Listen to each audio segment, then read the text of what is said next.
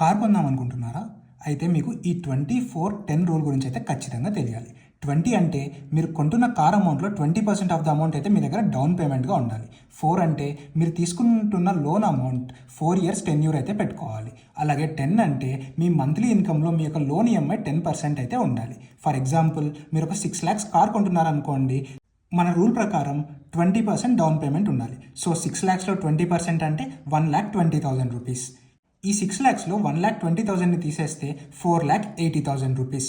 ఈ 4,80,000 rupees 9.5% interest రేట్తో మనం ఇక్కడ రూల్ ప్రకారం 4 ఇయర్స్కి లోన్ తీసుకున్నట్లయితే మన మంత్లీ ఈఎంఐ వచ్చేసి 12,059 రూపీస్ అయితే అప్రాక్సిమేట్గా వస్తుంది. సో ఈ మంత్లీ ఈఎంఐ మన యొక్క శాలరీ ఆర్ ఇన్కంలో 10% కన్నా ఎక్కువైతే ఉండకూడదు. ఇది ఒక ఫైనాన్షియల్ థంబ్ రూల్ మీ కార్ కొనుక్కోవడానికి. దీన్ని ఖచ్చితంగా ఇలానే ఫాలో అవ్వాలంటే లేదు, మీ యొక్క పర్సనల్ ఫైనాన్సెస్ తగ్గట్టుగా దీంట్లో కొన్నిపాటి చేంజెస్ని అయితే చేసుకోవచ్చు.